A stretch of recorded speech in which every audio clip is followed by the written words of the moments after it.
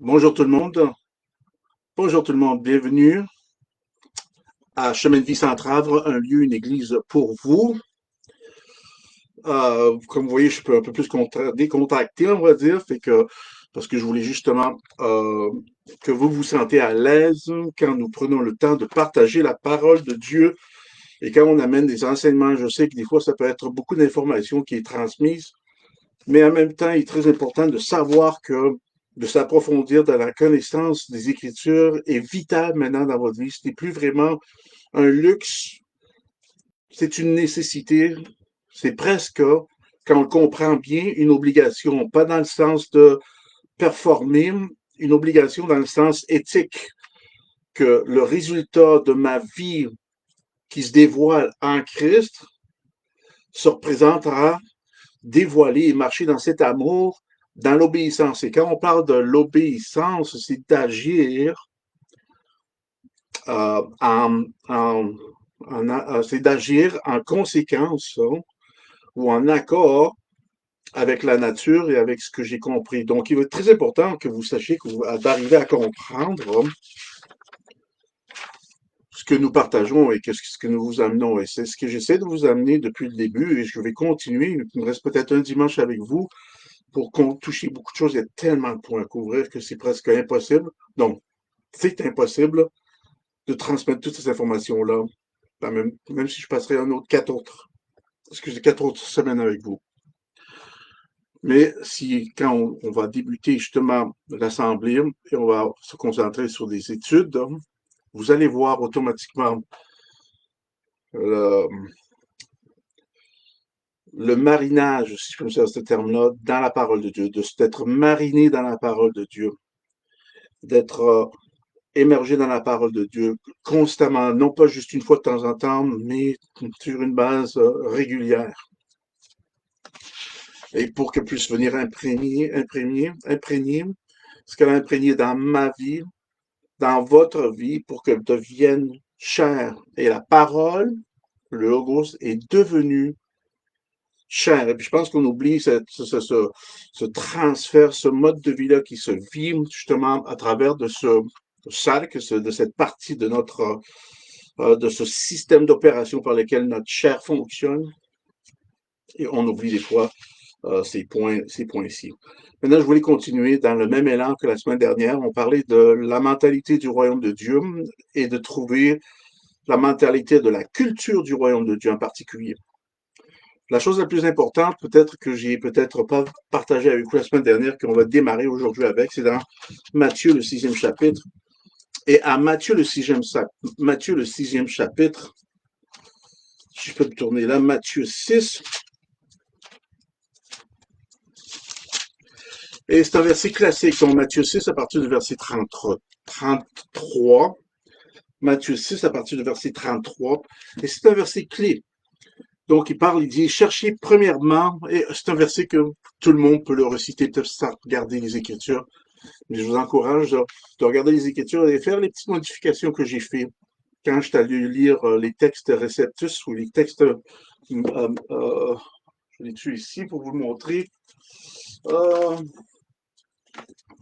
c'est bon d'être proche de nos, c'est un livre, une chose, un dictionnaire. Si vous pouvez lire le grec, c'est littéralement, vous devrez vous l'obtenir. C'est les textes majoritaires. Les textes majoritaires, si vous pouvez lire le grec. C'est une traduction qui vient vraiment des premières parties des scripts. Donc, c'est elle est très euh, redevable.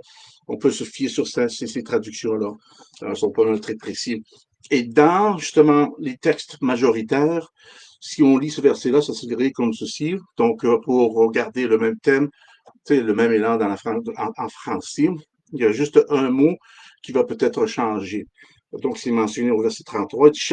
Cherchez premièrement le royaume et sa justice. Point. Ça arrête là dans les textes majoritaires. Ça ne dit pas chercher premièrement le royaume et la justice de Dieu. C'est juste que ça vient, ça va plus direct, c'est plus direct. Donc, c'est chercher premièrement le royaume et sa justice, et toutes ces choses vous seront données par-dessus. Donc, toutes ces choses seront données par-dessus. Mais encore pour arriver et faire l'emphase ici que le Nouveau Testament, et c'est ça que j'essaie de vous transmettre, de vous partager, frères et sœurs, c'est que la majorité des chrétiens, pour la plupart des chrétiens, une bonne partie, n'ont pas encore transféré ou adhéré à la mentalité du royaume de Dieu que nous retrouvons dans le Nouveau Testament. La preuve, c'est que les personnes sont encore un pied dans l'Ancien Testament, excusez, et un pied dans le Nouveau Testament. Votre vie entière, ma vie, en étant né de nouveau, si vous avez accepté le Seigneur Jésus-Christ encore comme votre Seigneur, votre roi, il est le roi des rois, le Seigneur des seigneurs.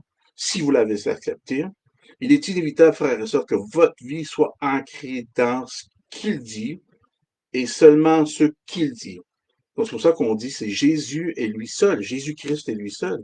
Il n'y a rien d'autre entre tout ça. Donc, il est très important de comprendre et d'arriver à ce terme-là.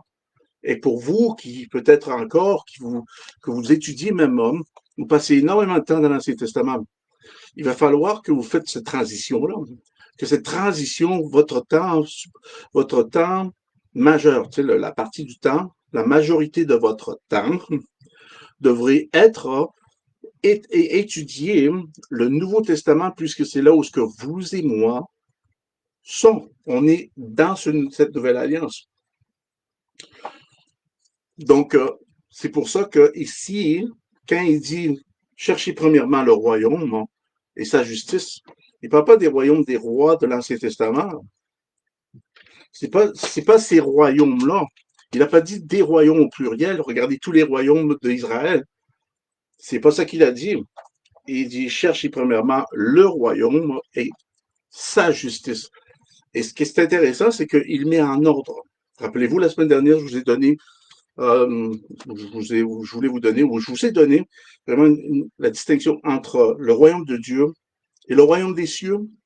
Mais laissez-moi vous donner une définition un peu plus claire, qui est inspirée beaucoup de Miles Monroe. Je l'ai découvert en 92, je pense que j'étais encore au collège biblique. C'était une des dernières années. En 92, j'ai découvert Miles Monroe, qui était vraiment une prédication qu'ils ont mis, une partie d'enseignement qu'ils ont mis pour le collège dans ce temps-là. Et c'est là où j'ai été introduit pas mal à Miles Monroe, c'était 1992. Et ça a vraiment, ça nous a débousselés. Et ça a pris peut-être 10 ans, ça m'a pris peut-être 10 ans avant de le comprendre. Amen. Et des fois, c'est ça qui arrive. On écoute des ministères, puis on sait pas trop où qu'on s'en va, on n'est pas trop où ce qu'il s'en va, fait qu'on est encore à l'écoute, on n'a pas vraiment appris, on n'est pas vraiment, et on est pas mal, on est nouveau dans certaines matières, on a compris qu'est-ce qui est d'être sauvé, mais c'est à peu près tout, ça arrête là, puis on ne s'est pas trop aventuré. Notre assemblée, où ce que vous appartenez peut-être n'est pas dans l'élan de vous apprendre beaucoup de choses. Ils vont avoir beaucoup de prédications, très peu d'enseignements. Fait que vous pouvez avoir les prédications autant que vous voulez. Je trouve que c'est bon, mais la nécessité vraiment est où le rôle du pasteur, c'est enseignant. Si vous regardez Éphésiens, le 4e chapitre, c'est pasteur et enseignant, ou docteur. Mais docteur, on a une mauvaise connotation dans notre temps moderne de ce mot de docteur. Ça ne connecte pas avec notre cerveau, docteur. C'est qu'on parle d'enseignant et d'enseigner la parole de Dieu est un terme plus fréquent, plus up-to-date, je peux utiliser ce terme-là pour vous et moi. La différence entre le royaume de Dieu, le royaume des cieux, ou le royaume du ciel, ou le royaume des cieux, est ceci. Le royaume de Dieu. Très important que vous mettez ça, vous prenez ça à notre frère et sœur. Le royaume de Dieu s'agit de l'exercice de l'autorité, de la justice et de la puissance de Dieu sur terre. Donc, le royaume de Dieu s'agit de l'exercice de l'autorité, de la justice et de la puissance de Dieu sur terre que les croyants amènent dans leurs environnements. C'est-tu beau, ça? Fait que quand on parle du royaume de Dieu, on parle encore, comme je vous dis, C'est la place où ce que l'autorité est enfouie et dans la vie du chrétien. C'est là où il s'agit de l'exercice de l'autorité. Le royaume de Dieu se trouve à être la place, le lieu où ce que nous remet, où ce que littéralement notre source de cette autorité-là se retrouve. Le royaume de Dieu est la source de toute l'autorité, de la justice, de la puissance de Dieu qui est dans nos vies, sur cette terre, que les croyants amènent dans leur environnement, que vous amenez dans votre environnement. C'est ça le royaume de Dieu. Le royaume de cieux, c'est l'ambassade. Le royaume de Dieu est comme je dis, c'est le local, c'est le lieu. C'est l'ambassade. Il s'agit du domaine spirituel invisible où réside le trône de Dieu, qui est la source de toute autorité, représentant le gouvernement céleste. C'est-tu beau, ça? Ça, c'est le royaume des cieux. Le royaume des cieux, c'est l'ambassade. Le royaume des cieux. Il s'agit du domaine spirituel invisible où réside le trône de Dieu, source de toute autorité, représentant le gouvernement céleste. Tandis que le royaume des cieux s'agit de l'exercice de l'autorité. Il s'agit de l'exercice ou d'exercer cette autorité, d'obtenir c'est l'exercice de cette autorité, c'est d'avoir et d'obtenir l'autorité, d'exercer cette autorité. C'est là où on retrouve la source d'exercer cette autorité et de sa justice et de la puissance de Dieu sur cette terre. Maintenant, j'aime parce qu'il mentionne que c'est une justice. Puis comme vous voyez ici que j'ai mentionné plusieurs mots concernant le mot justice ici. Et en particulier quand nous retrouvons ces éléments-là quand ça s'attache au royaume de Dieu. On parle pour la majorité du cas, nous parlons ici. Ça fonctionne-tu, ça pareil? Oui, on parle de Dikaiosuni. C'est le numéro 13.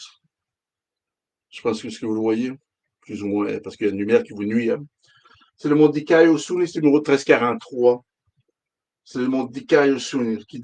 C'est ça qui va vraiment nous mentionner et vraiment nous mettre en accord avec cette image du royaume de Dieu. Et Dikaiosuni, ça part de l'état de celui qui est tel qu'il doit être en caractère et en conduite. Donc, rappelez-vous de ça parce que je vais le rementionner. Dikaiosuni, ici, numéro 1344. Dikaiosuni, excusez, 1343. Dikaiosuni 1343. Ici, 1343. C'est l'état de celui qui est tel qu'il doit être en caractère et en conduite. Et ceci, il y a énormément de choses à dire juste sur ça. C'est pour ça que je les maintiens, je les contiens là.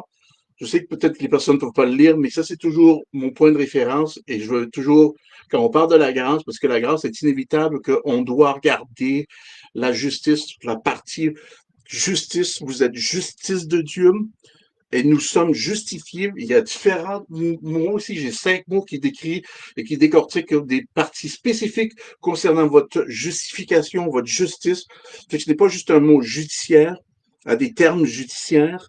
C'est beaucoup plus, ça détaille beaucoup plus un rôle, ça détaille notre état spirituel aussi. Donc, comme je vous dis, Dikaiosuni, elle est plutôt portée sur l'état de votre caractère qui est rétabli, votre conduite qui est rétablie. C'est énorme. L'état de celui qui est tel qu'il doit être. Fait qu'imaginez-vous, on a été rétabli à l'endroit par lequel Dieu a toujours, où nous a envisagé d'être, où ce qu'on a été, où ce qu'on a débuté avec lui, dans le jardin d'Éden, ça s'est détaché, et là, il nous rétablit dans ce même lieu, dans ce même encadrement, quand je parle d'encadrement, dans cette même justice, cette même positionnement, ce même positionnement que Adam avait. Et là, on sait que Adam avait une relation personnelle parce que Dieu venait le voir et marcher au milieu de lui dans le jardin d'Éden. Aujourd'hui, maintenant, nous avons dans cette nouvelle alliance la même chose. Nous ne l'avons pas et nous ne le voyons pas dans l'ancienne alliance. On le voit seulement dans la nouvelle alliance par laquelle maintenant Jésus ne nous laissera jamais, selon Hébreu, il nous abandonnera jamais. Fait que c'est glorieux. Fait que il y a tellement à dire sur ça que je pourrais en faire un enseignement pendant la prochaine semaine avec vous, frères et sœurs, et de décortiquer tous les versets qui sont en association avec ce mot-là. Il y a tellement à dire, mais la majorité des chrétiens ne prennent pas le temps d'écouter. Si vous écoutez justement juste à la base de ce que je vous partage, ça devrait vous amener au moins à questionner les choses que vous connaissez, dans le sens que il est important d'arriver à un questionnement dans votre vie, parce que c'est nécessaire de questionner certaines choses qui se déposent dans votre cœur. Votre cœur, maintenant, est le lieu par lequel, maintenant, le domaine spirituel et votre humanité se retrouvent à être. Quand vous avez accepté le Seigneur Jésus-Christ, on le sait que dans le livre d'Ézéchiel, Dieu avait déjà mentionné qu'il allait nous donner un nouveau cœur. Dans le livre de Jérémie, et après ça se répète dans le livre de Hébreu, il parle que Dieu lui-même va écrire ses lois dans nos cœurs. Donc, il y a maintenant un fusionnement qui s'est fait, mais puisqu'on est encore dans notre état chair, stalk, dans ce système naturel, il est important, comme un poisson qui est important de garder sa nature pour rester immergé sous l'eau, ce me suivez, tu peux pas changer un poisson en un humain puis le replacer sous l'eau, il va avoir des problèmes. Amen. C'est comme tu peux pas placer un humain sous l'eau, amen, parce qu'il n'est pas conçu pour être de vivre, de vivre sous l'eau. Fait que notre état reste tel quel. Et donc, qu'est-ce qui arrive maintenant? C'est que dans nos cœurs, il y a beaucoup de choses qui se contiennent. Donc, les issues de la vie sortent du cœur, la Bible dit. Amen. Donc, beaucoup de choses sortent du cœur. Mais il y a certains éléments dans les Écritures par lesquels ça nous dévoile qu'il va être important de gérer la partie de votre cœur. Et la seule façon de gérer la partie de votre cœur, c'est seulement en étant né de nouveau parce que ça provient. Les ressources, l'antidote provient du domaine spirituel, frères et sœurs, de votre nouvelle naissance et non de l'arrière-plan de mon humanité. Il n'y a rien de mal, c'est beau, il peut y avoir des belles choses, vous pouvez être un bon humain, vous pouvez avoir des bons traits, vous fumez pas, vous buvez pas, vous sacrez pas, vous, ainsi de suite, vous forniquez pas, mais tout ceci ne vous fait pas un justice de Dieu. Toutes ces choses-là sont futile, c'est nul devant Dieu. Vous pouvez pas vous servir de ça, à moins que vous acceptez le Seigneur Jésus-Christ. Et là, même quand vous avez accepté le Seigneur Jésus-Christ, votre vie maintenant va être le reflet de tout ce que Dieu nous a donné, de l'accomplissement de Jésus-Christ, que nous maintenant que ça a été déposé dans notre esprit né de nouveau, par lequel maintenant nous pouvons extraire, aller chercher pour vraiment impacter notre âme en renouvelant. C'est pour ça qu'il faut lire la parole de Dieu pour renouveler ma pensée à ce que Dieu a tout accompli dans mon esprit des nouveaux pour que la conversion ou l'impact ou le téléchargement se fait dans mon âme pour changer les traits, les caractères, les éthiques et les morales qui m'a peut-être guidé pendant toute ma vie, mais que maintenant, en Christ, tout cet arrière-plan de ma vie humaine ne compte plus vraiment à la destinée par laquelle Dieu m'a appelé à être. Je dois prendre une nouvelle route. C'est pour ça que Jésus-Christ est le chemin, la vie, ou le chemin, la vérité, la vie. Mais il est le chemin. Je dois prendre ce chemin en Christ. C'est pas mon chemin que j'ai tracé. C'est pas, je me suis créé, j'ai créé ma propre destinée. J'ai créé mes propres succès, j'ai forgé mon caractère, j'ai travaillé sur mon état, sur mon être, sur l'état de mon âme. Tout ceci peut être bon, mais c'est zéro dans la présence de Dieu. Hein. Il faut être né de nouveau. Ce n'est pas tout ce que vous avez fait, c'est être né de nouveau. Maintenant, si vous êtes né de nouveau, écoutez-moi bien, écoutez bien, frères et sœurs. Si vous avez accepté le Seigneur Jésus-Christ comme votre sauveur Seigneur, et qu'il a fallu que vous passiez à travers toutes ces étapes-là, c'est parce que l'apprentissage de qui vous êtes en Christ n'a pas été accompli, ou bien saisi, ou bien expliqué, ou bien enseigné dans votre vie.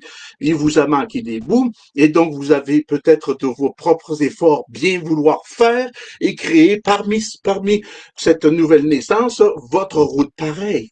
Et là, vous allez réaliser peut-être 2, 3, 4, certaines personnes, c'est 40, 50 ans plus tard dans les méritines, en tant que chrétien de nouveau, que tout ce que vous avez fait, n'a jamais vraiment fonctionné, n'a pas vraiment fonctionné comme ça devrait être, ça aurait dû fonctionner. Vous me suivez? Pourquoi? Parce que nous avons encore trop mis notre confiance sur la chair, sur ça. Dans les d'Éphésiens, excusez, Philippiens, Paul le mentionne qu'il met pas il met pas sa confiance à la chair. Et donc, ces étapes-là qui manquent amènent le chrétien à continuer à vivre une vie par laquelle est gouvernée par l'âme.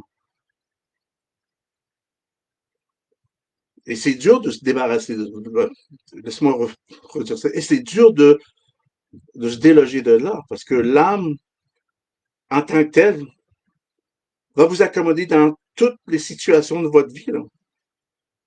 Et il va vous manquer rien, tout dépendant de votre expérience, votre âge, votre vécu, certaines choses peut-être, si vous me suivez, tout dépendant de la connaissance. Il y a plusieurs facteurs, mais c'est tous ces facteurs-là qui vont contribuer à maintenant à l'avancement de votre âme, tandis qu'en étant né nouveau, tout ce qui va contribuer à votre croissance, c'est de renouveler vos pensées à ce que vous avez tout, à ce que vous avez déjà du tout accompli de Jésus-Christ.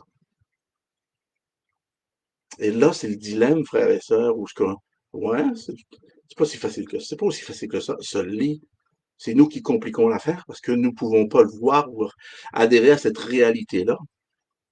Et donc, on a de la difficulté à comprendre notre nouvelle identité en tant que nouvelle création. C'est pas parce que je suis chrétien que j'ai une nouvelle identité. Hein. Je suis chrétien. Je suis plus païen, je suis chrétien. Non, ça va beaucoup plus loin que ça, frère et sœur.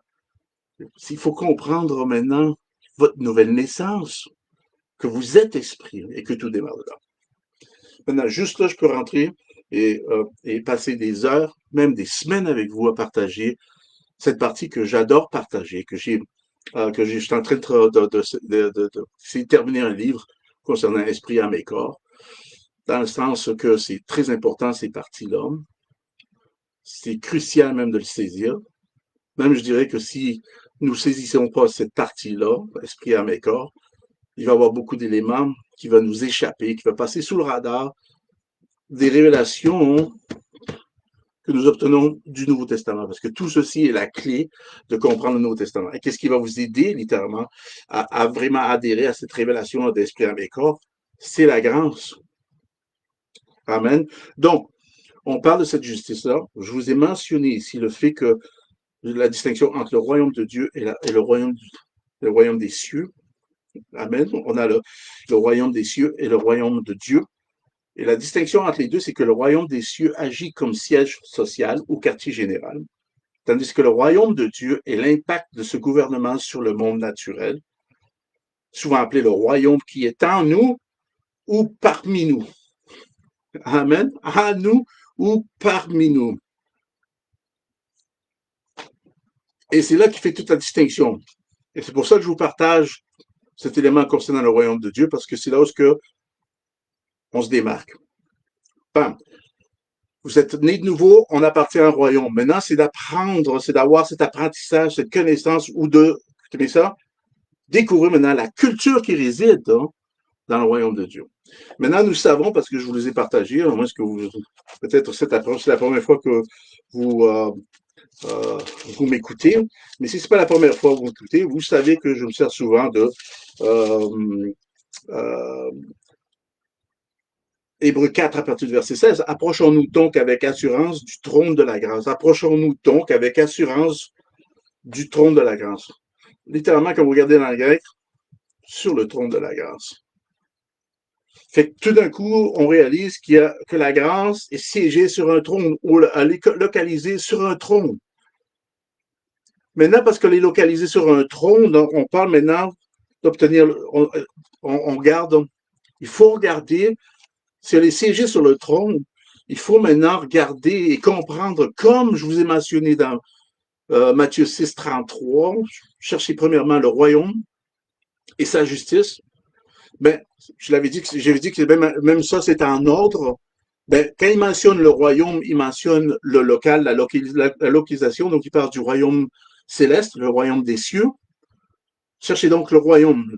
Cherchez donc où est localisé. Pourquoi? Parce que la première chose qu'on découvre, c'est que toutes ces ressources-là, tout ce changement-là, toute cette nécessité-là, toute cette aide-là qui est là pour moi, ne provient pas de ce système naturel et provient au-delà. Mais ce n'est pas dans l'espace, perdu dans l'espace, du au-delà, si, fait ça, fait un pour traverser, puis fait toutes sortes de choses, malgré que l'humain, dans son âme, a essayé d'interpréter cette réalité-là, mais qui est devenue une fausse interprétation, et c'est devenu vraiment un mishmash, maintenant, par lequel il y a eu une imagination qui a créé des environnements par lesquels maintenant a donné place à toutes ces religions et toutes ces sectes qui sont là.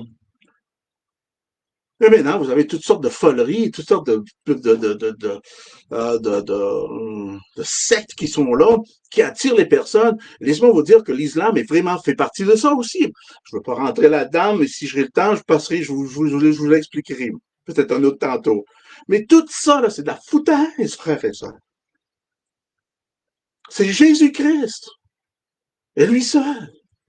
C'est ça qui est la réalité qui amène c'est ça qui est la vérité, qui amène cette réalité en vérité.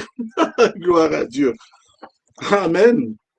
Et donc, pour vous et moi, en tant que chrétiens, il vous faut, frères et sœurs, découvrir la culture du royaume de Dieu. Sinon, vous allez toujours adhérer à votre culture. Et j'ai dit toujours que ce n'est plus à propos de la culture, ce n'est plus à propos de la race, mais c'est tout à propos de la grâce.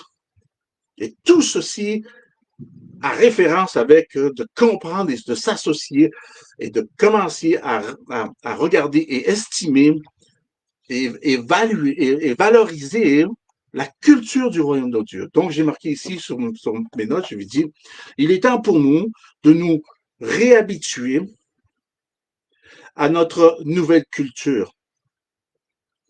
Il est grand temps, frères et sœurs, pour nous de nous réhabituer à notre nouvelle culture, de se reculturer. Je sais que c'est pas un bon mot, mais je pense qu'on se comprend. De se reculturer.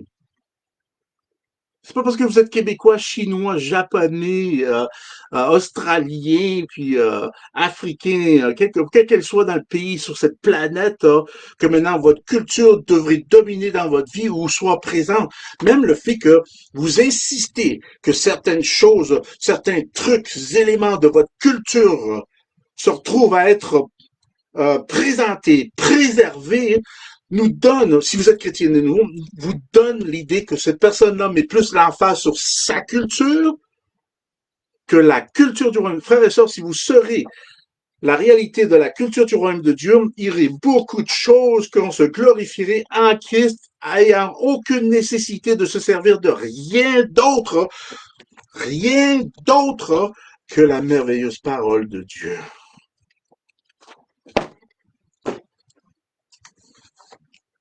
Mais les chrétiens sont encore très enfouis dans leur culture.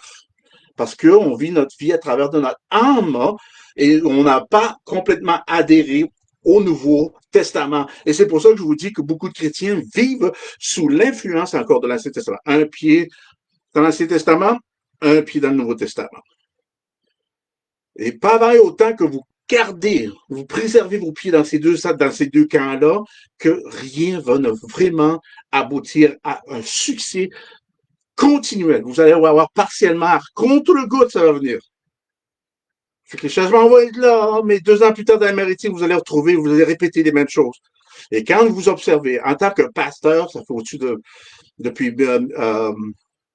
2021-23, je pense qu'on a commencé l'Assemblée. 2025, on a commencé l'Assemblée. 2005, excusez-moi. Depuis 2005, on a commencé l'Assemblée. Fait que ça fait 21 ans.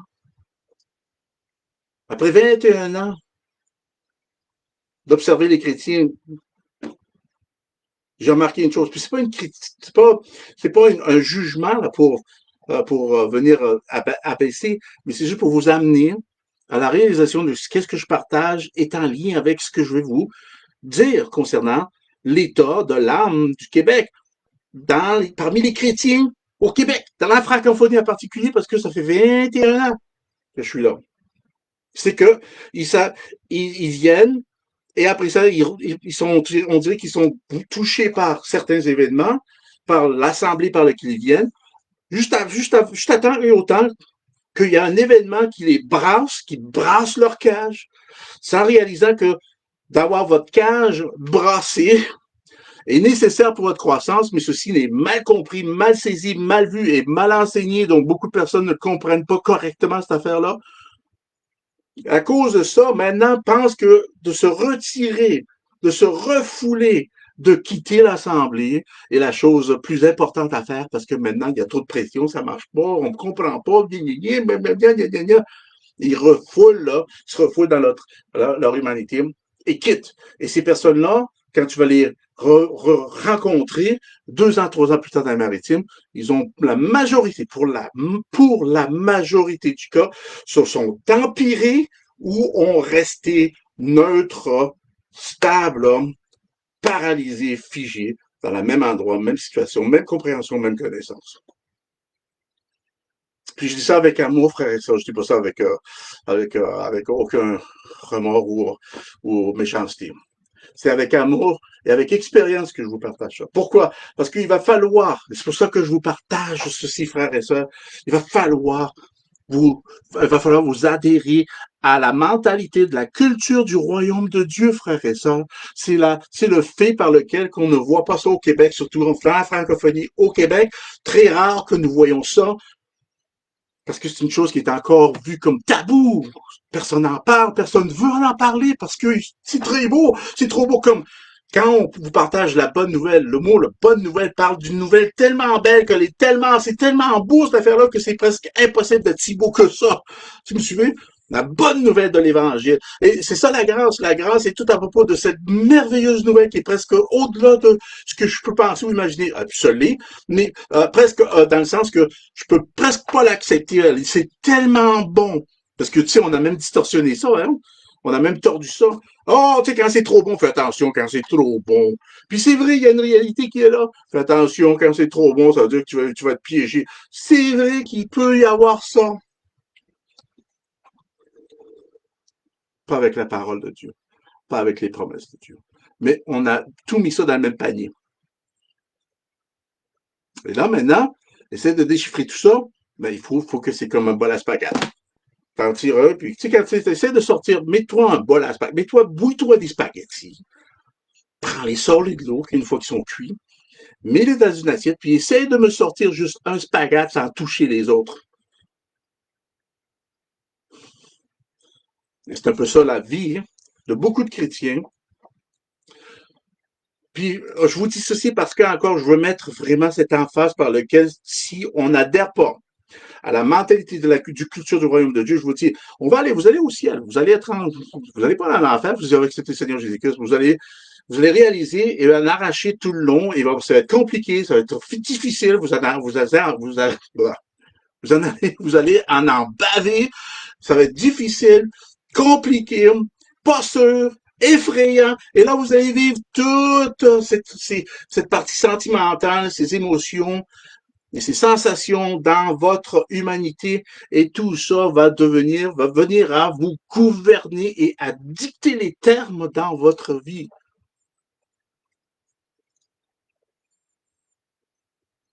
Le royaume de Dieu.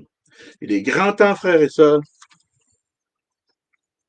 que nous réhabituons, euh, de se réhabituer à notre nouvelle culture, de se reculturer.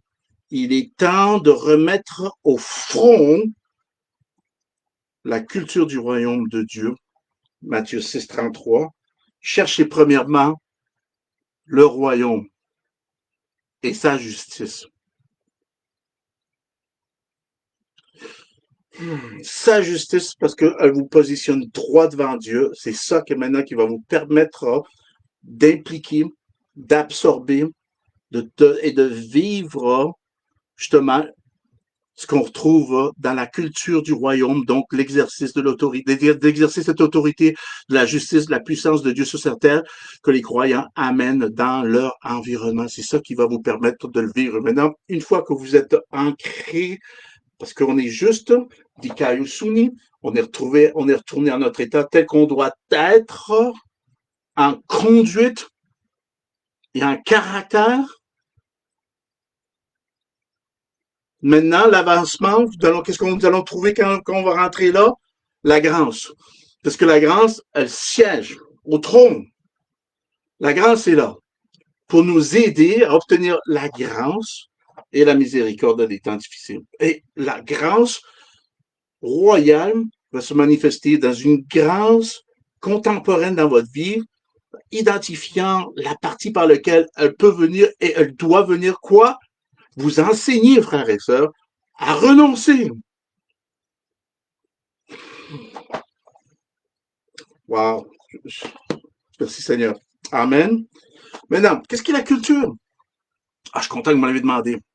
Qu'est-ce qu'est la culture du royaume de Dieu? Laissez-moi vous donner cette définition.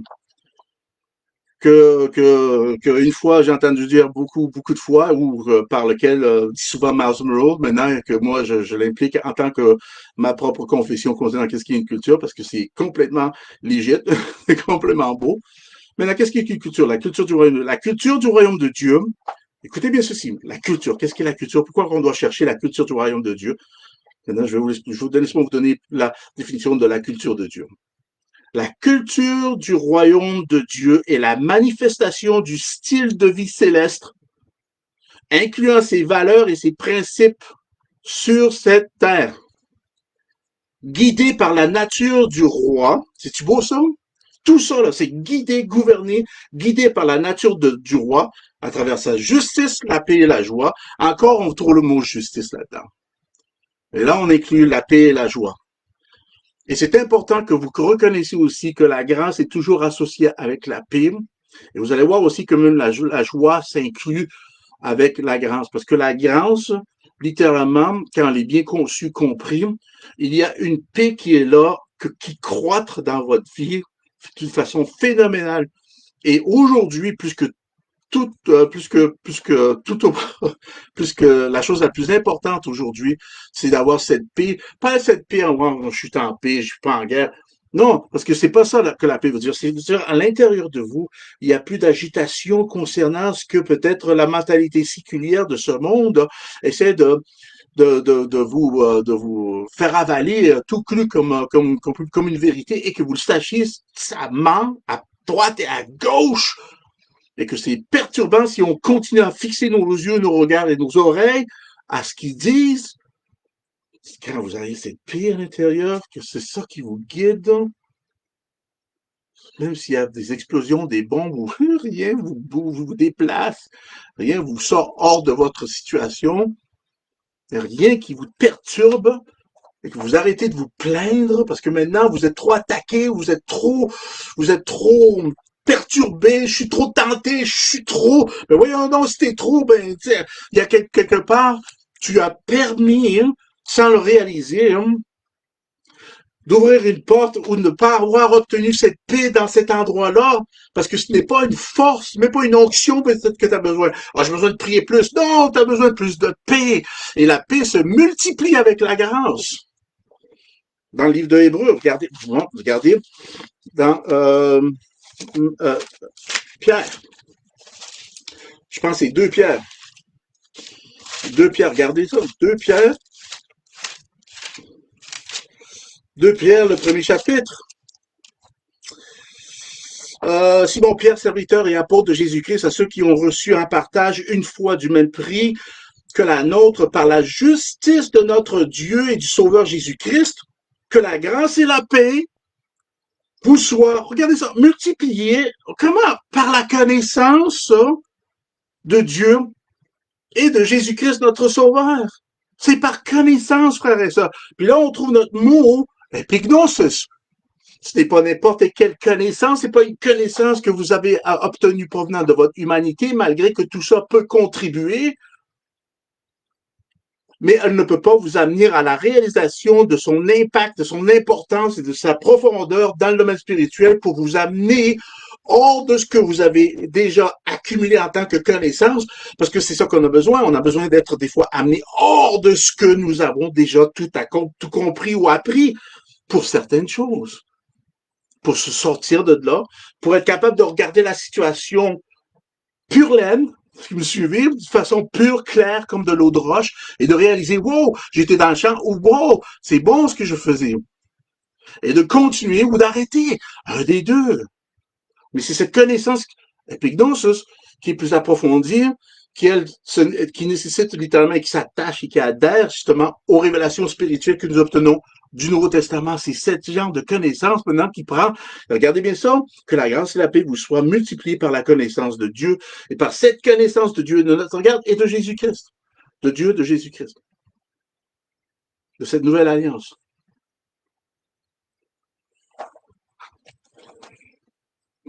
Amen.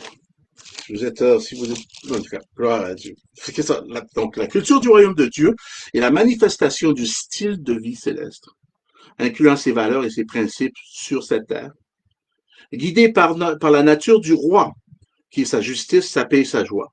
On est guidé par la paix, par la justice, la paix et la joie.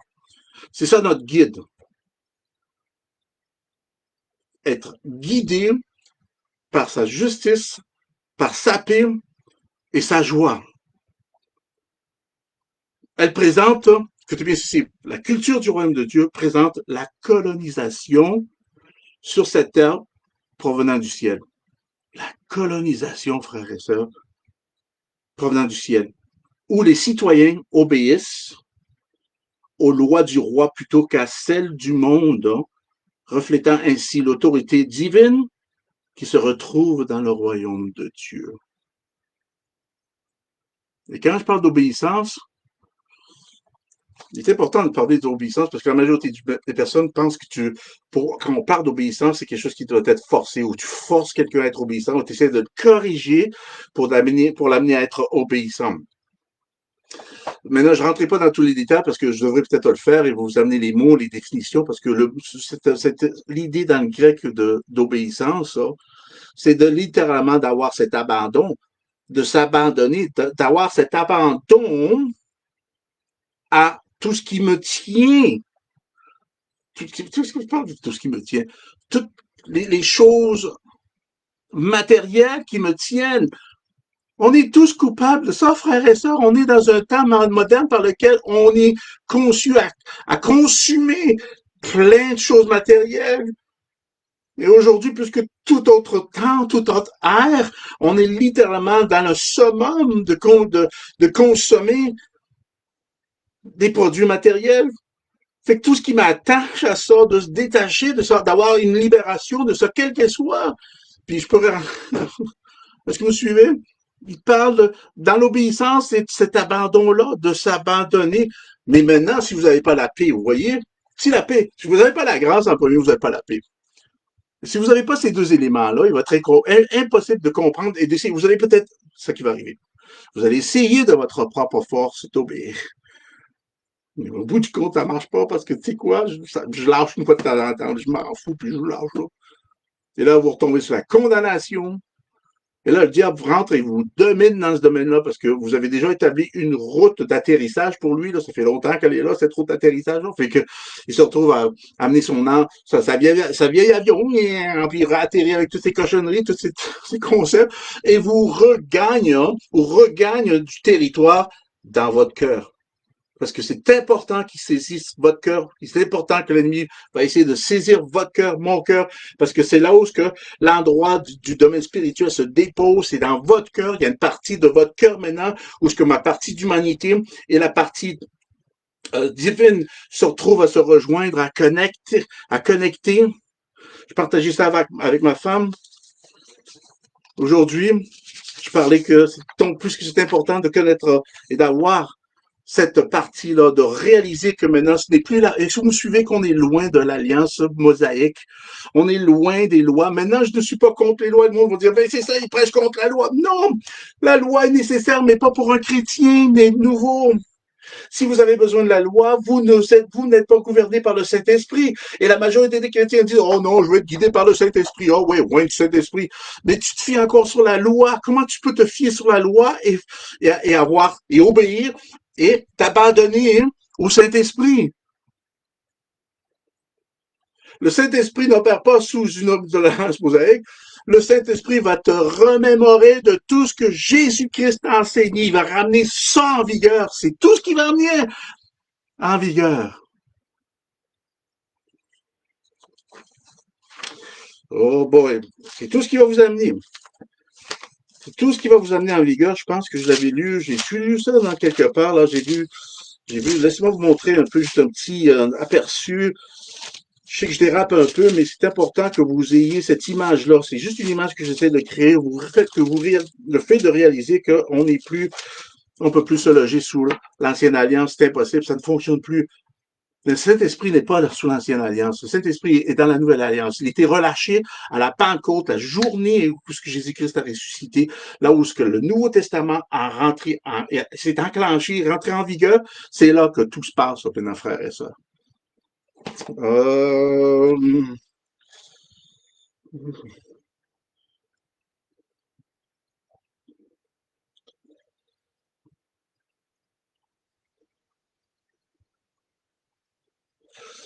Euh, c'est dur de lire.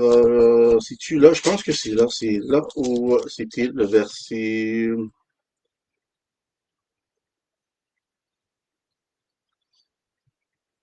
Regardez Hébreu 8 à partir du verset 1. Il dit le point capital de ce qui vient d'être dit, de ce que je vais vous partager concernant toute la culture du royaume de Dieu, le Nouveau Testament. C'est que nous avons un souverain sacrificateur qui s'est aussi assis à la droite du trône de la majesté divine dans les cieux, comme ministre du sanctuaire et du véritable tabernacle qui a été dressé par le Seigneur et non par un homme. Tout souverain sacrificateur est établi pour présenter des offranses et des sacrifices d'où il est nécessaire que celui-ci ait aussi quelque chose à présenter en parlant de Jésus-Christ. C'est important parce que c'était le pattern. Hein? Il suivait la boucle, il suivait pour l'accomplissement de toutes de tes prophéties qu'il pointait à Jésus-Christ. Lorsque ces lettres, s'ils étaient sur cette terre, ils ne seraient pas même sacrificateurs, puisque là sont ceux qui présentent les offrandes selon la loi, lequel célèbre une culte image ombre des choses célestes selon ce que Moïse a pu divinement avertir lorsqu'il allait construire le tabernacle. Et soin lui fit-il de faire tout d'après le modèle qui a été montré sur la montagne. Mais maintenant, il a obtenu un ministère d'autant supérieur. Parlant de Jésus-Christ, mais maintenant, il a obtenu un ministère d'autant supérieur qu'il est le médiateur d'une alliance plus excellente qui a été établie sur de meilleures promesses. Ce n'est plus basé sur cette ancienne alliance, frère et sœurs. Ce n'est plus Moïse. La question n'est plus à propos de Moïse. Si vous parlez à des Juifs, vraiment, là, si vous parlez à des Juifs, vous allez les insulter en disant ça, parce que eux, c'est encore tout est à propos de Moïse. Et quand les personnes, et ça, c'est mentionné dans les Écritures, les personnes qui refusent Jésus-Christ vont être considérées comme des antichrists. Est-ce que vous suivez? Anti-Christ. Contre Christ. Que tu sois juif, que tu sois arabe, que tu sois canadien, européen, africain, asien, asiatique. Est-ce que vous suivez? Ce n'est plus à propos de la race, c'est à propos de la grâce. Et donc, on voit ici, cette partie, je passe plus de temps, qui est important que vous réalisiez qu'on est sous une nouvelle alliance. Pourquoi? Parce qu'on est une nouvelle création. Écoutez bien ceci. Être une nouvelle création maintenant, provenant de la nouvelle alliance, de découvrir la culture du royaume de Dieu, frères et sœurs, ça doit être cru de tout notre cœur. C'est pour ça que vous ne pouvez pas être divisé. Oui, vous êtes chrétien, mais la majorité de votre nourriture provient de l'Ancien Testament. Vous recitez encore des choses qui peuvent vous faire plus de mal. Laissez-moi vous donner un exemple. Je vais vous donner un exemple, concernant les choses qui vont vous faire mal, plus de tort que de bien, juste à cause que vous lisez dans l'Ancien Testament. Puis je vais prendre un récit de psaumes. Parce que c'est pas tous les psaumes qui sont bénéficiants pour vous et moi, frères et sœurs. Il y en a qui vont vous jouer des tours. Certaines choses qui vont être dites vont vous jouer des tirs parce que ça vient ça vient à la rencontre, ça vient contre la culture du royaume de Dieu que nous découvrons dans dans la nouvelle naissance. Laisse-moi vous donner juste un exemple. Je vais retourner là. Je vais vous amener aussi dans Philippiens 4. Donc, tournez à Philippiens 4, puis après ça, on va retourner là. Donc, on va dire ici, psaume. On va juste un pour montrer ça. Psaume 119.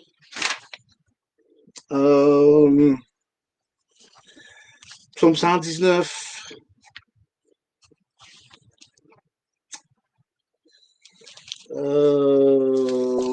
C'est-tu lui?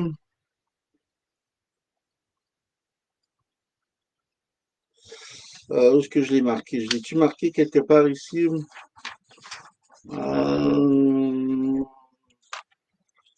Je l'avais marqué quelque part. J'ai tellement de notes là pour moi. J'ai comme...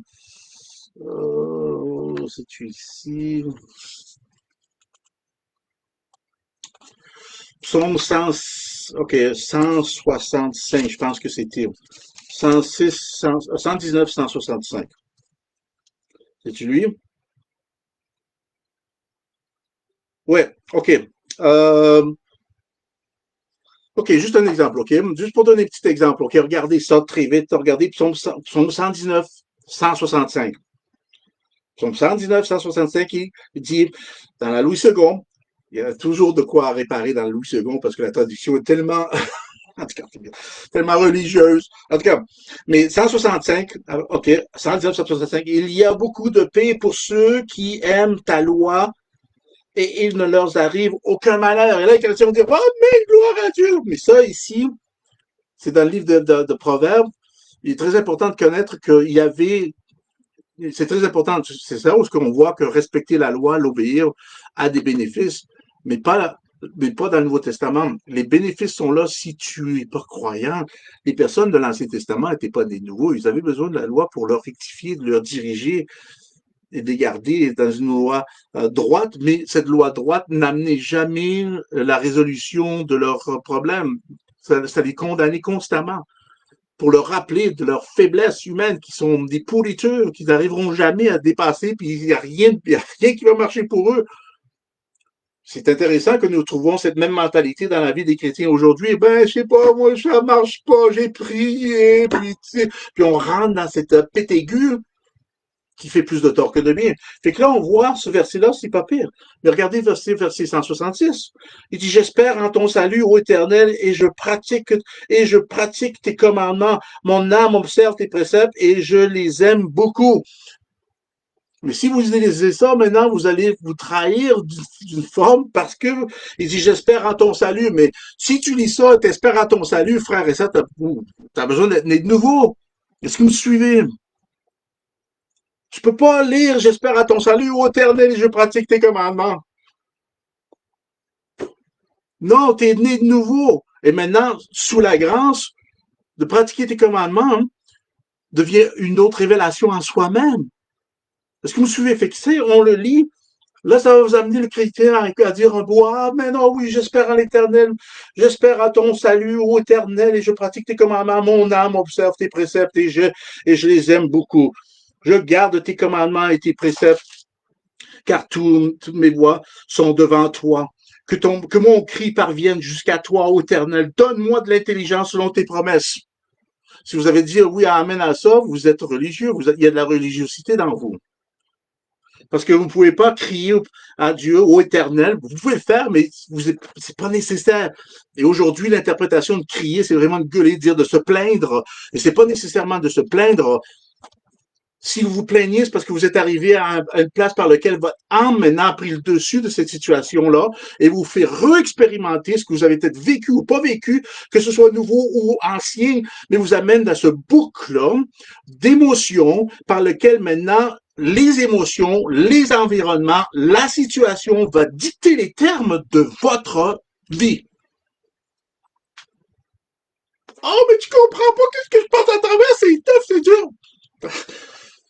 Le Nouveau Testament nous donne tellement de révélations, la paix, frères et sœurs, de la paix.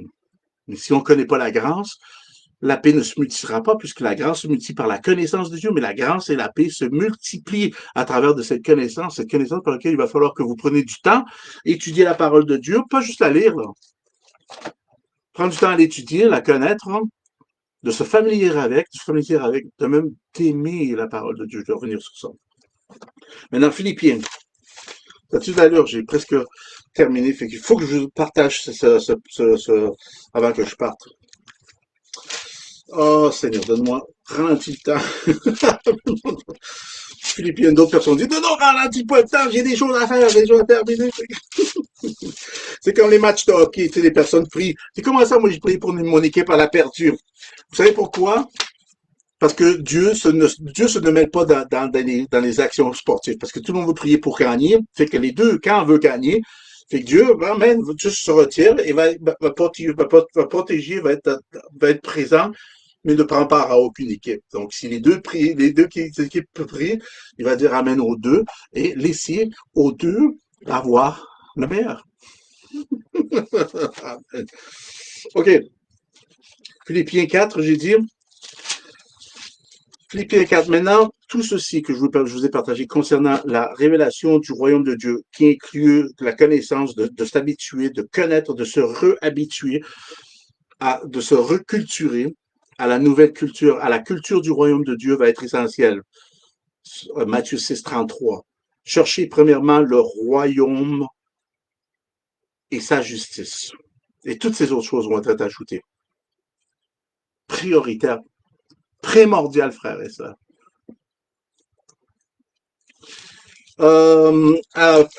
Excusez-moi. C'est ça. Philippiens 4 à partir du verset 7. Il dit, la paix de Dieu qui surpasse toute intelligence gardera vos cœurs et vos pensées en Jésus-Christ. Maintenant, j'ai dit, tout ça doit venir de votre cœur. Ceci doit être cru de tout notre cœur, frères et sœurs, parce que c'est la partie par laquelle on va retrouver toute notre humanité, notre vécu, notre existence, belle et bonne, mauvaise, et cette expérience dans le domaine spirituel quand Dieu a créé ce nouveau cœur. Il était important que Dieu crée ce nouveau cœur et d'écrire ses lois dans la partie de votre cœur. Mais il ne s'est pas débarrassé du vôtre. Est-ce que vous me suivez? Il n'a pas créé non plus deux cœurs. Et c'est intéressant que quand tu regardes le cœur, dans la majorité du cas, c'est divisé en deux. Je sais que c'est divisé en quatre, il y a quatre départements, mais au moins vous voyez qu'il y a deux conteneurs. Il y a le côté droit, le côté gauche, et le côté droit est divisé, contient deux départements, le côté gauche contient deux autres départements. Est-ce que vous me suivez? Mais c'est en deux. Et c'est comme si Dieu a fusionné la réalité de qui il est dans le domaine spirituel pour qu'on puisse arriver à ça, arriver à croire et à comprendre de notre cœur, parce que les issues de la vie sortent de votre cœur, frères et sœurs. C'est important de comprendre du cœur. Et donc, ici, une confirmation, c'est qu'il dit que la paix de Dieu qui surpasse toute intelligence garde vos cœurs. Avez-vous vu encore une autre fois qu'est-ce qui est l'élément essentiel pour que vous ameniez votre cœur en repos? C'est la paix. Et la paix qui surpasse toute intelligence, elle doit surpasser l'intelligence, les choses que vous peut-être soupçonnez, vous avez doute et que vous avez de la difficulté à vous débarrasser dans votre vie, dans votre pensée, parce que vous pensez toujours à ça. Quand vous arrivez à c'est difficile. Je dis pas ça parce que je dis pas ça c'est facile. C'est difficile parce qu'on n'est pas entraîné, on ne s'est pas habitué, on s'est plutôt laissé forger par les émotions de ce qu'on a vécu, qui a forgé, qui a fait des frognos, qui a creusé sa matière dans ma cervelle. Je peux me ce terme-là. Et a fait sa marque, a fait sa trace. Et là, à chaque fois que je me retrouve là, padam, parce qu'à cause des flognos, padam, je me retrouve là. Et là, maintenant, il faut remplir ces flognos avec la paix de Dieu qui surpasse ce que vous pensez dans cette crevasse.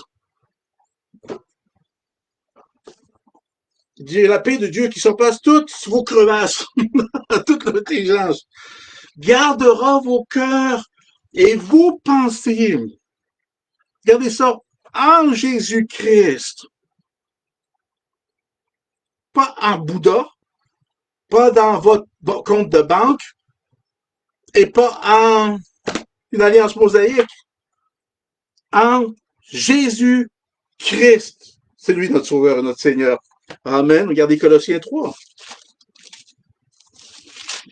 l'importance de croire avec votre cœur. Colossiens 3 à partir du verset 16. 3,16. Que la parole de Christ habite parmi vous abondamment. Instruisez-vous et exhortez-vous les uns les autres en toute sagesse par des psaumes, des hymnes, par des cantiques spirituels chantant à Dieu dans vos cœurs sous l'inspiration, regardez ça, voilà, sous l'inspiration de la grâce. Ah, c'est quoi la grâce? Une faveur non méritée. Oh, ok, je ne le mérite pas. Oh, ok. Non, non, non, c'est beaucoup plus. Elle va vous enseigner à renoncer aussi. Et là, on rentre dans un dilemme, dans une profondeur beaucoup plus grande, pas un dilemme, dans une profondeur beaucoup plus grande. Est-ce que vous me suivez? Mais voyez, regardez ça. Que vous connaissez ça. Cette nouvelle création doit être crue dans tout votre cœur.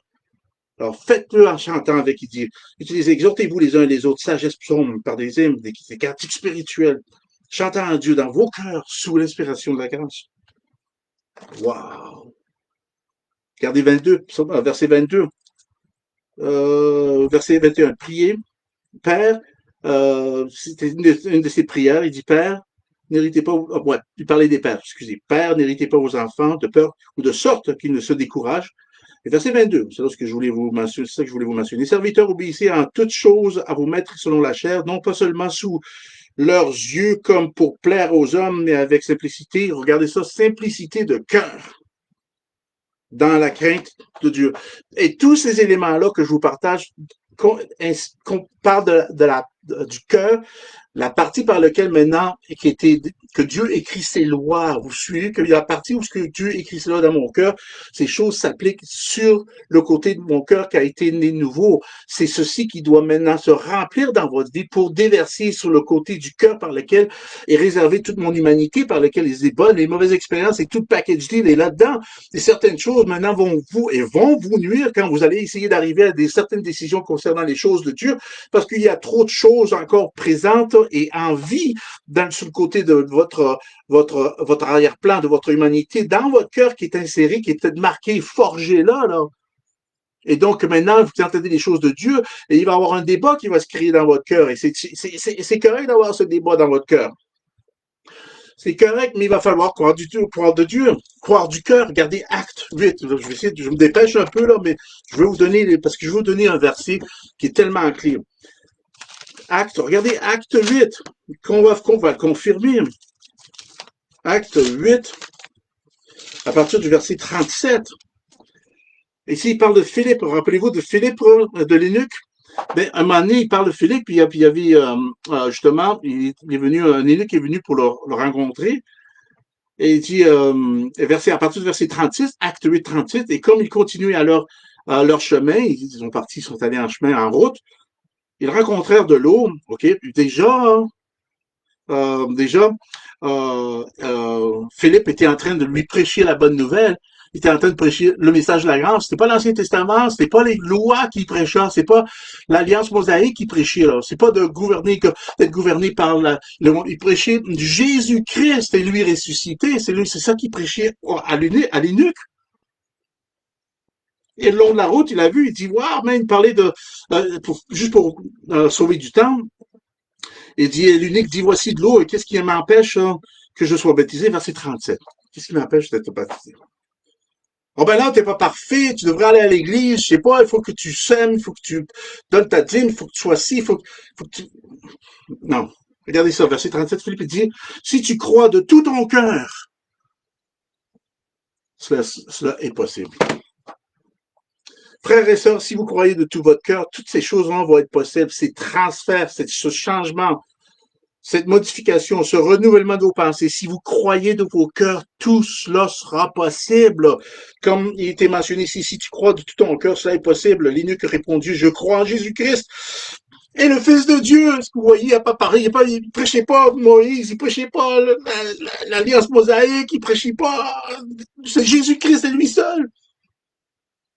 Mais ici, la clé qu'il a amenée à cette résolution-là, à ce remède-là, cet antidote-là, de ce changement-là, il dit, si tu crois de tout ton cœur. C'est comme dans Éphésiens, dans Romains, le 10e chapitre, si tu crois de tout ton cœur. Amen. Il dit, là, si tu crois de tout ton cœur.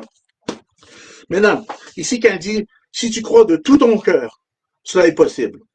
Cela est possible. Cela est possible. Et c'est le mot possible que j'aimerais vous mentionner. C'est tout cela est possible. C'est tout ça? Ouais. Et tout cela sera possible. Le mot possible, dans le grec, c'est le mot existi. Ou c'est plutôt rexesti. Rexesti, c'est le numéro 1832. Rexesti. Si tu crois de tout ton cœur, cela est possible. Rexesti. C'est un terme ce terme révèle les motivations humaines. Le mot rexesti. Rexesti, pour le mot possible, révèle les motivations humaines, éclaircit les desseins de Dieu et établit une frontière entre la justice véritable et la simple légalité. La simple légalité. Donc, ça amène une réalité, ça établit une frontière entre la justice véritable et la simple légalité. Possible. Ces choses vont être possibles dans votre vie. Alors, ce mot-là, pour moi, porte tellement de lourdeur, de définition, que j'en fais pas justice présentement parce que j'essaie de rusher, j'ai déjà dépassé mon temps. Fait que je ne rentrerai pas dans l'autre, que je vais vous parler justement de mots qui s'appellent, on trouve le mot kritikos dans le grec qui se mentionnait une fois dans les textes. On va regarder ça dans le livre de Hébreux la semaine prochaine. Je vais vous amener ce terme-là. C'est très important, frères et sœurs, que vous vous amenez à être au courant de ces versets-là, de ces définitions-là, parce que ceci va amener vraiment une démarcation dans votre vie et de mettre l'emphase à l'importance de notre emplacement dans cette culture du royaume de Dieu par lequel maintenant, vous et moi, on est déjà dedans, si vous acceptez le Seigneur Jésus-Christ, vous faites partie de cette culture. Mais la majorité des chrétiens ne sont pas, chrétiens et chrétiennes ne sont pas au courant de ça parce que personne ne veut l'enseigner, ils ont trop peur, ça se partage pas, et tu as éloigné beaucoup de personnes parce qu'il va falloir que tu leur amènes, là, toujours à creuser et à se fier au Nouveau Testament, parce que c'est la seule façon pour obtenir toutes les révélations qui est contenu dans la culture. Amen. Et la chose majeure à adresser, c'est la grâce. Parce que elle est au trône de Dieu. Elle est au front de toute la culture du royaume de Dieu, frère. Je prie que vous ayez été bénis en entendant ces bénédictions-là, ces enseignements-là qui vous poussent littéralement à vous refouler entièrement sur le Nouveau Testament. Faites ce transfert-là une fois pour tout, frère et sœurs. Suivez. Vous voulez être guidé, vous voulez être suivi par le Saint-Esprit. Guidé, suivi par le Saint-Esprit, demande lui et lui seul. Tu ne peux pas insérer des méthodes provenant de l'Ancien Testament pour essayer de suivre le Saint-Esprit. Ça ne fonctionne pas. Ça ne fonctionne plus. Le Saint-Esprit va vous enseigner, va vous remémorer, va vous ramener tout ce que Jésus-Christ, pas l'alliance mosaïque, mais la nouvelle alliance va vous ramener, va vous remémorer, va vous enseigner tout ce que Jésus a enseigné et a dit. Et Jésus-Christ se retrouve à être le début, la démarcation. Il est la grâce et la vérité. Il est le roi. Amen. Il est le roi. Il n'est seulement pas le roi, il est le roi des rois et le Seigneur des seigneurs. Et là, on découvre sa culture. Pour cette raison, je suis venu pour enseigner le royaume. Dans Luc 4, il nous mentionne ça. Wow! Et Matthieu 6, 33 dit, cherchez premièrement le royaume et sa justice. On s'en prend, je vais vous amener vraiment une belle révélation que j'ai reçue aujourd'hui concernant le livre de Hébreux, concernant ce mot kritikos qui est mentionné juste une fois dans ce verset, dans le 4e chapitre de Hébreux, et de son application dans votre vie, dans la mienne, dans le quotidien, dans tout notre développement et dévoilement. Gloire à Dieu, c'est tellement beau. Et terminer justement avec la définition et la démarcation que nous retrouvons Jésus dans le livre de Hébreux. On va regarder plusieurs chapitres la semaine prochaine. C'est ce temps-là, Pasteur Gab. Merci encore pour votre temps, votre partage. Merci d'avoir écrit. Je dis bonjour à tout le monde qui est ici. Bonjour tout le monde. Merci d'avoir participé. Merci de partager. J'apprécie ça énormément que vous voyez un bonjour ou que vous recitez des versets ou que vous dites un beau amen. Ça m'encourage de voir que vous écoutez, vous êtes attentifs et vous entendez. Amen. Ce que l'Esprit de Dieu vous partage et vous révèle. Merci encore pour vos prières, votre engagement à venir les dimanches CG à vous assire pendant 1 heure et quoi, presque 10 minutes. Merci pour votre temps et merci pour votre support financier pour nous aider à accomplir ce que Dieu nous appelle à accomplir dans les prochains mois. Et donc, Amen. Fait que merci. D'ici temps, le pasteur Gabriel Jean-Rose vous dit que la joie du Seigneur soit votre force. Amen.